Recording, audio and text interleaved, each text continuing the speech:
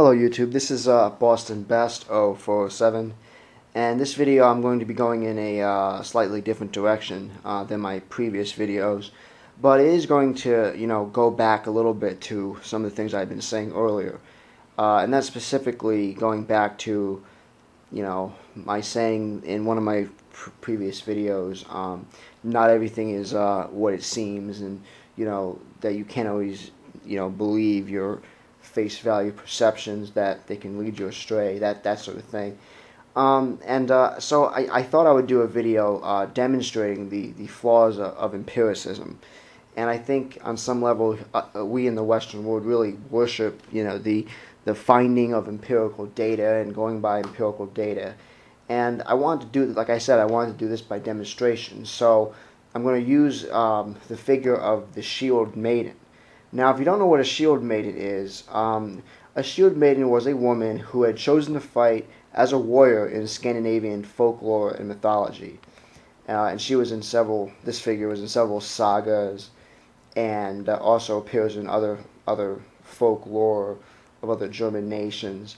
However, according to Wikipedia here, and I'm just going to read this one part of the Wikipedia article, historical accounts. There are few historical attestations that Viking Age women took part in warfare, but the Byzantine historian Johannes Schales, if I'm saying that right, records that women fought in battle when Sviatoslav I of Kelv attacked the Byzantines in Bulgaria in 971, and the Varangians had suffered a devastating defeat. The victors were stunned at discovering armed women among the fallen soldiers.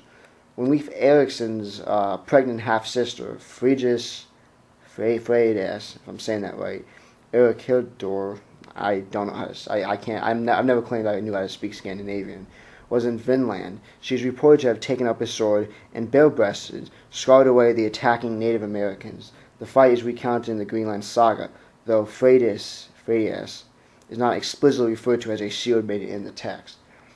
Okay, and then it goes into a bunch of legendary accounts, but that's basically the idea, the Shield Maiden. However, I was looking up recently information on women during the Viking era, and I came across this fascinating article, which I'm also going to read to you. And I'm going to leave both of these in the low bar. And this article is called "Don't Underestimate Viking Women" in Science Nordic, which is, by the way, a site that I'm not particularly familiar with. But here it is. Don't underestimate Viking women. The status of Viking women may be underestimated due to the way we interpret burial findings.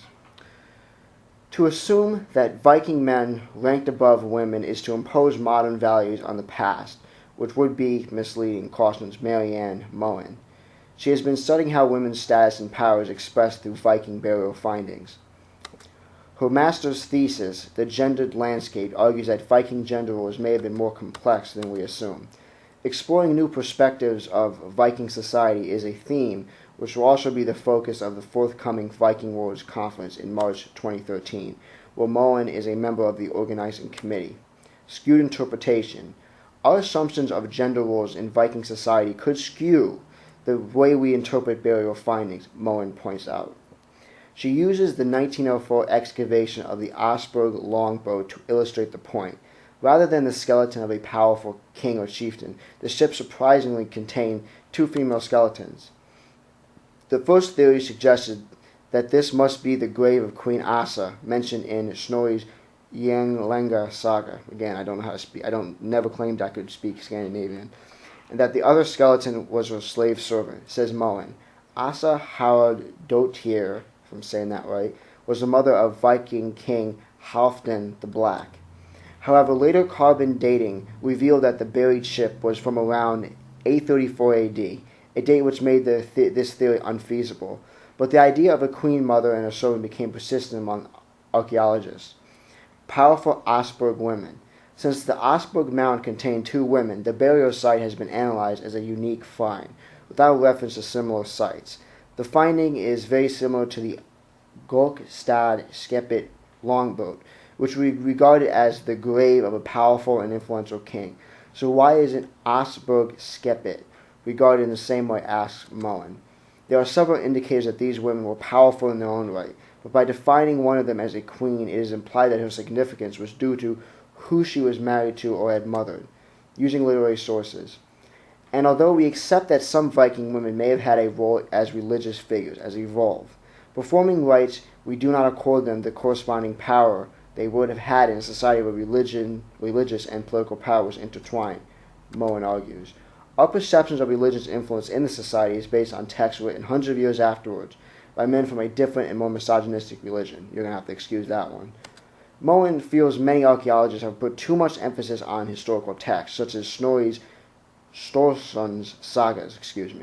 As archaeologists, we have to base our analysis on archaeological material. Historical material do have some value, but is only as secondary sources. Identifying male graves. The fact that far more graves of men than women have been found from this era has also been seen as an indication that men were more powerful. But it might not be that straightforward to identify a grave as male or female, Moen suggests. Usually, archaeologists have to rely on artifacts to identify a grave, due to a lack of human remains, but the presence of male objects such as swords, shields, or spears, female objects such as jewelry, fabric, and weaving artifacts, do not conclusively prove the gender. There have also been cases of male graves with beads and woven cloths, and women were sometimes buried with smaller weapons, for instance arrowheads. Generally, it is fairly obvious what constitutes male or female objects, but the lines are sometimes blurred. Prominent female graves. Added to this, the larger metal objects usually found in male graves are more likely to be discovered after hundreds of years, while smaller female objects such as brochets and hence female graves can remain undetected. If it is the case that women belong to the private sphere of the home and men were in the public sphere of society, this should be reflected in the burial landscape, Moen points out. But in the Karpang area, she has studied female graves are side to side by male graves and just as prominent. Victorian ideals of domestic women. Since the Victorian era became an important part of building Norwegian national identity in the 19th century, early archaeology was influenced by Victorian ideals. The contemporary ideals of women belonging to the home and men out in the public was imposed on Viking society, says Moen. The domestic role of Viking women may have been less limited to the private sphere than it is today. The large estates were contemporary seats of power, and the women of the house had the keys. How private or public this role was should be interpreted outside of our own cultural context. So what we see here in this article is a situation where she wants to look at the archaeological evidence and interpret, and what she's finding out in fact conflicts with what was originally thought. What this means effectively is that had she already known ahead of time about the legend of the Shield Maiden, and she doesn't mention, there's no mention of the Shield Maiden here, it would have already been there would have already been something. It would have been a guide, if you will, that would have allowed her. In other words, if she used a priori reasoning and merely understood that this existed in mythology, she could have already figured that on some level probably there were women warriors and women in other areas of life in Viking society, that women were probably not just regulated to the domestic sphere. And that would be from a priori reasoning. But because we concentrate so much on empirical evidence, what we have here is a kind of a contradiction. And the contradiction, or the paradox, whatever, I would say a contradiction, is that on the one hand, we say there's few historical attestations to the Shield Maiden.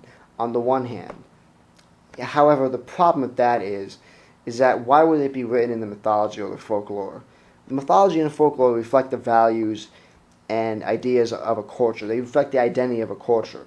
Why would a culture which was so patriarchal that in real life men would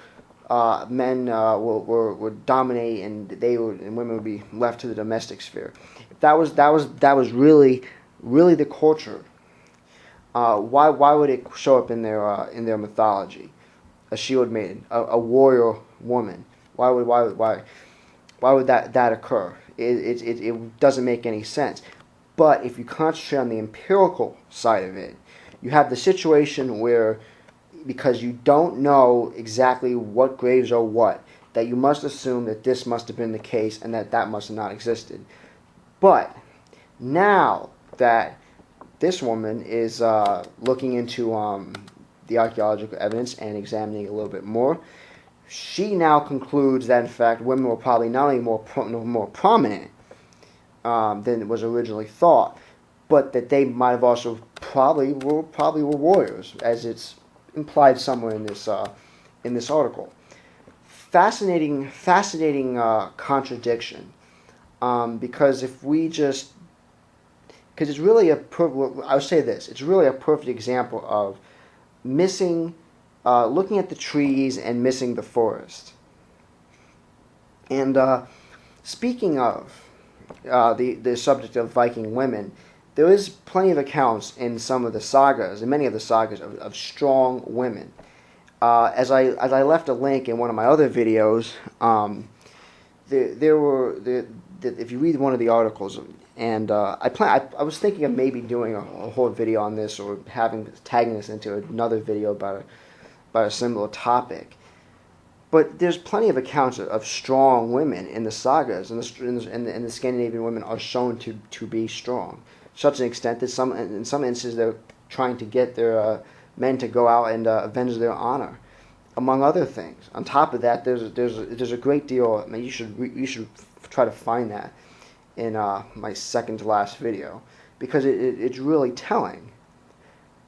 But if you are not conscious, if you're not seeing that, if you assume that all that a priori reasoning, mind you, would have given you the opportunity to see that, and you would have had to conclude that, okay, we don't have any evidence of it, but we have to just at the very least assume that this was how society was, that it was not patriarchal and whatever, having a Christian value system of men outside, Victorian Christian value system of men outside, women in the home, this sort of idea, that in fact things were much different and more nuanced in that society.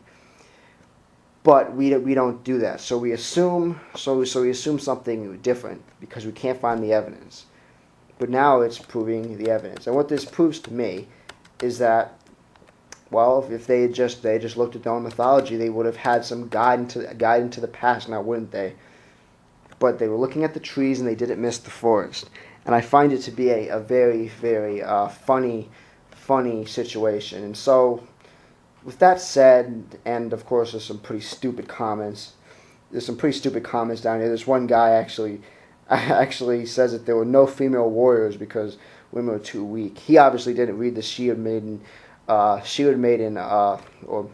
look up the Shield Maiden himself, or he would have known that and women can be warriors. I mean, you just go look for it. You'll find that there are plenty of examples in ancient times of women warriors and that sort of thing. But whatever the case, I was planning to do a fuller video on this topic at some point. Looking into female warriors and female examples of holding prominent roles in ancient and pre-Christian societies, pre-Judeo-Christian societies, and that sort of thing. And looking at the whole subject of that, because to a large degree, I would say that, just as a side note, I would say that does really does disprove feminist theory, and much of this article, in an ironic way, disproves feminist theory. And if you notice that the Scandinavian countries are the most feminist societies, it gives you a clue on the real nature of feminism. And to compare that to the prominent role that they've always historically had in those countries. But anyway, that's pretty much all I have to say, and I'm going to leave the two articles, the Wikipedia article on the Shield Maiden and this one, in the low bar, so check it out, and I'll talk to you later. Bye.